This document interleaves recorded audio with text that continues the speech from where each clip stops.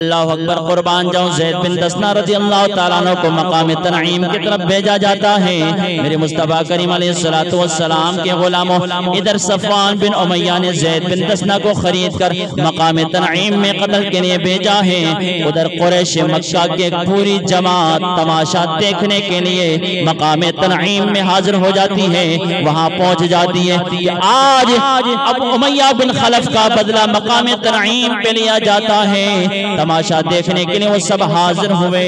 دیکھتے ہیں کہ ابھی زید بن دسنہ کا سر تن سے جدا کر لیا جائے گا، لیکن قربان جاؤں جناب ابو سفیان وہاں موجود تھے۔ تماشائیوں میں ابھی اسلام کا اعلان نہیں کیا تھا۔ زید بن دسنہ کو جب تختہ دار کے قریب لایا گیا،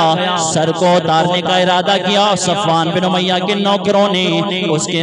ان کے غلاموں نے سر اتارنے کا ارادہ کیا۔ قربان جاؤں ابو سفیان آگے بڑھا، کہنے لگا زید بن دسنہ ایک بات بتاؤ، تجھے رب کعبہ کی قسم دے کر پوچھتا ہوں، کیا اچھا ہوتا، کیا اس بات کو پسند کرتے ہو؟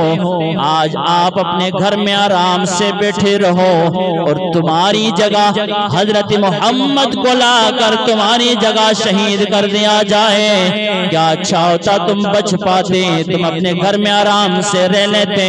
لیکن قربان جاؤ میرے مصطفیٰ کریم علیہ السلام کے غلاموں، 15ویں صدی کے مسلم ریاست کے حکمران نہیں تھے جنہوں نے مدعا کے چہرے کے سامنے بیٹھ کر آنکھوں میں آنکھیں ڈال کر رب کا فرمان پڑھا بھی تھا، سمجھا بھی تھا، عمل پر پیرا بھی دیتے تھے۔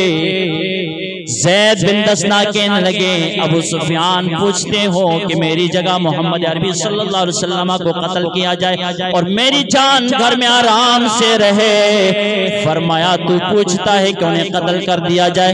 میں کہتا ہوں میرے ایمان کا تقاضا یہ ہے محمد الرسول اللہ کو یہاں نہ بلایا جائے، وہ جہاں ہیں وہیں تشریف فرما ہو اور میری وجہ سے میرے آقا کے پاؤں میں کانٹا چھپ جائے۔ زید بن دسنہ وہ کانٹا برداشت نہیں کرتا، اے مجھے قتل کرنے والوں مجھے مار دو، پر میرے حبیب کے بارے میں طرح طرح کی باتیں نہ سناؤ۔ حبیب کے بارے میں کچھ نہ کہو، میں جان دے دیتا ہوں حضور کے پاؤں میں کانٹا چبھنا بھی گوارا نہیں کرتا، یہاں اگر نہیں گھر میں بیٹھے بیٹھے، اور تم کہتے کہ تمہاری جگہ قتل کیا جائے۔ میرے آقا علیہ السلام کے غلاموں، ابو سفیان نے یہ جواب سنا، کہنے لگے رب کعبہ کی قسم ہے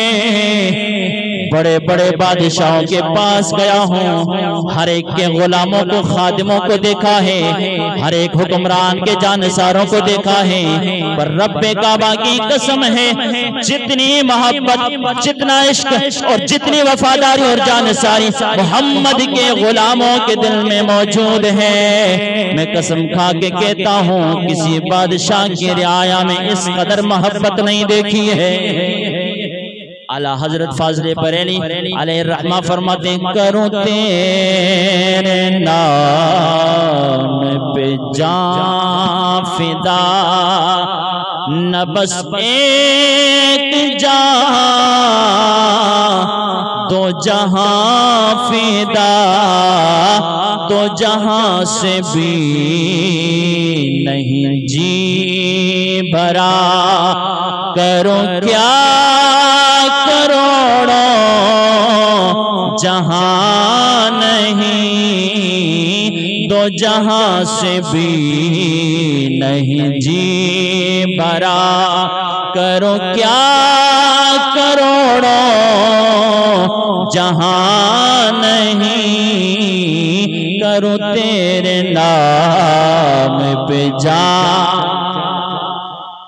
حضرت زید بن دسنہ رضی اللہ تعالیٰ عنہ نے یہ جواب ارشاد فرمایا ہے۔ انہی کے ساتھ ساتھ قریش مکہ نے حضرت خبیب بن عدی سے پوچھا، اے خبیب بن عدی بتاؤ تو صحیح، تختہ دار پہ کھڑا کیا، پھانسی کے پھٹے پہ چڑھا کر حضرت خبیب بن عدی سے پوچھنے لگے تم بتاؤ تمہارا کیا خیال ہے، آج تمہاری جگہ تمہارے آقا کو ذبح کر لیا جاتا، آج تمہاری جگہ تمہارے آقا محمد رسول اللہ کو جناب والا تختہ دار پہ لٹکایا جاتا، تمہاری کیا خیال ہے تم اپنے اہل خانہ کے ساتھ آرام اور سکون کی زندگی بسر کر رہے ہوتے، لیکن حضرت خبیب بن عدی نے بھی یہی جواب دیا، فرمایا تم جان مصطفیٰ کی بات کرتے ہو،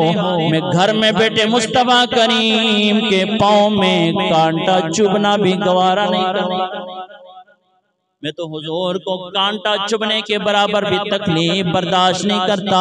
دوستان گرامی قدر، حضرت انس بن مالک رضی اللہ تعالیٰ عنہ آپ فرماتے ہیں احد کے میدان میں جب کفار نے رسول اللہ صلی اللہ علیہ وسلم پر ہجوم بنایا، جھپٹ پڑے، سارے کفار آس پاس آ گئے، ہر طرف سے مصطفیٰ کریم علیہ السلام پر حملہ آور ہوئے کفار۔ حضرت انس بن مالک فرماتے ہیں اس وقت رحمت کونین کے بارگاہ میں